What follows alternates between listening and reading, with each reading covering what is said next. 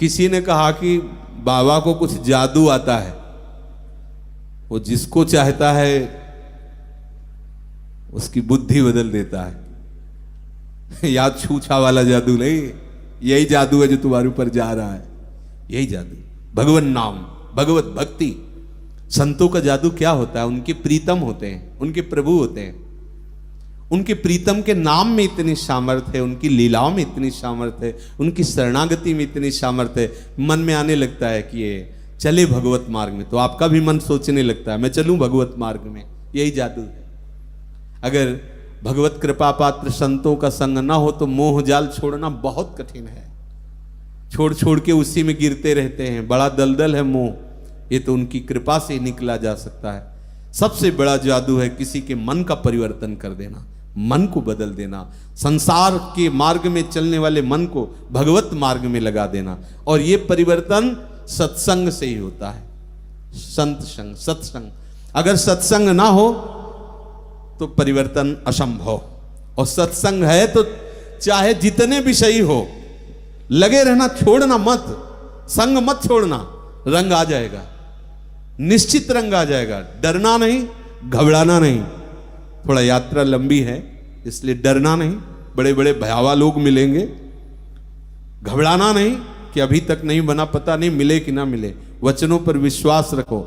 जिसने एक कदम भी प्रभु की तरफ बढ़ा दिया उसका अमंगल नहीं हो। पूज्य राधा बाबा के वचन, तुमने आज से भजन शुरू किया तो आज से तुम्हारे लिए मंगल यात्रा प्रारंभ हो गई, तुम्हारा कोई अमंगल नहीं कर सकता। विश्वास संतों के वचनों पर करना चाहिए।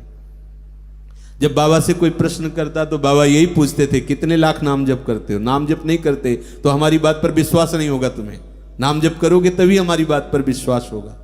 कि महाप्रभु के बड़े भाई थे विश्वरूप जी, और अद्वैताचार्य जी के पास पढ़ने जाया करते थे।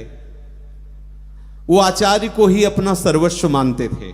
महाप्रभु चैतन्य देव के बड़े भ्राता का नाम विश्वरूप था, तो वो उन्हीं के समीप अधिकतर बने रहते, केवल रोटी पाने घर आते।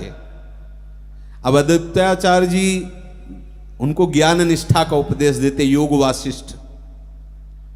बाल्यावस्था, सुशील स्वभाव, आचार्य के प्रति समर्पण, तो बहुत बड़ा प्रभाव पड़ा। जितने महाभागवतों का यश सुनते हो बाल्यावस्था से लगे रहे। ध्रुव जी, प्रहलाद जी, बड़े बड़े महापुरुष। ये मंद बुद्धि है, ये अभी तो खेलने खाने की उम्र है। तुम्हारी क्या उम्र है? अभी खेल खा नहीं रहे क्या? तुम भजनानंदी बन गए क्या? बूढ़े बूढ़े हैं, वही प्रपंच, वही संसार। और उनको कहना है नई अवस्था भजन के लिए नहीं होती, ये भोगों के लिए होती है। और जब संस्कार भोगों के पुष्ट हो जाते हैं तो भजन एक नाटक होता है, भजन नहीं होता। वो बैठे प्रपंच ही चलता रहता है अंदर। देख लो ना, अंदर की बात है, सबका हृदय है, सब देख लो। प्रमाण की जरूरत क्या है? अगर आपने पूर्वाभ्यास भजन का नहीं किया तो आज दीक्षा लेके तुरंत आप भजनानंदी थोड़ी बन जाओगे। नाना प्रकार की वासनाएं आपको घेरे रहेंगी। और ये बाल्यावस्था से है तो ये विशेष हरि की कृपा होती, ये सब नहीं जानते।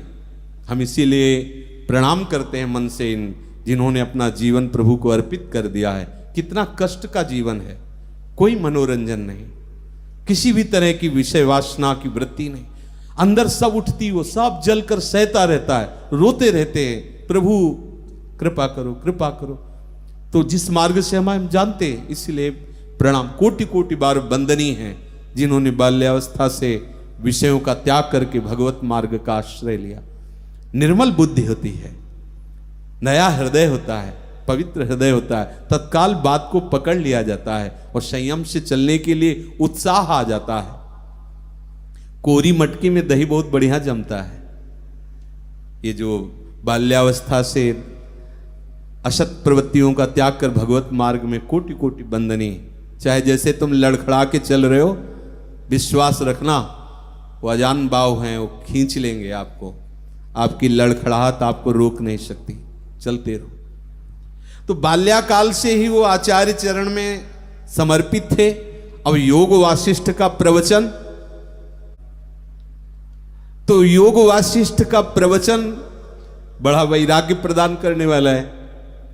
तो विश्वरूप जी ने बस मन में ठान लिया कि हमें परिव्राजक सन्यासी ही बनना है। वो बन गए सन्यासी। सर्वगुण संपन्न प्रिय पुत्र को ऐसी कम अवस्था में त्याग के मार्ग में, वैराग्य के मार्ग में जाने पर माता सची को बड़ा दुख हुआ कि इस वैराग्य का प्रधान कारण तो ये अद्वैताचार्य जी हैं। अगर ये हमारे लड़के को ना भड़काते तो वैराग्य ना होता।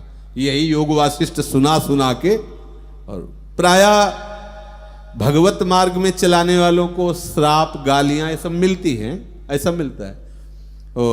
दक्ष ने नारद जी को शाप दे दिया था, उनके लड़कों को भगत बना दिया, तो शाप दे दिया था कि तुम 2 घड़ी से ज्यादा टिक नहीं सकते। नारद जी ने कहा 2 घड़ी 48 मिनट, 48 मिनट तो बहुत होता है, हम थोड़ी देर में काम अपना कर लेंगे।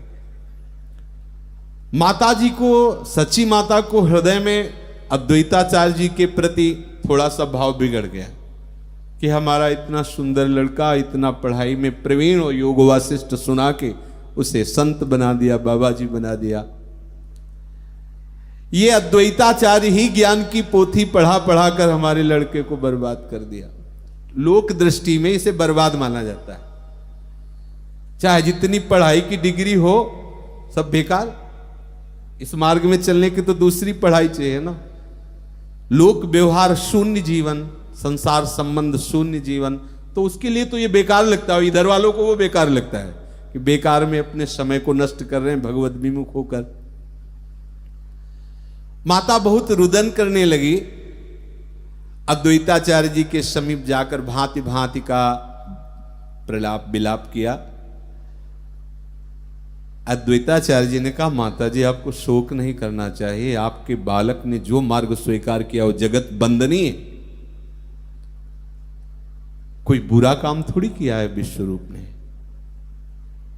आपकी 21 पीढ़ियां तर जाएंगी आगे पीछे की जोड़ के, आप निश्चिंत हो जाइए। जो पोथी पढ़ने से ज्ञान होता है वो वैराग्य नहीं दिलाता है, ये तो कृपा से होता है, महापुरुषों की कृपा से।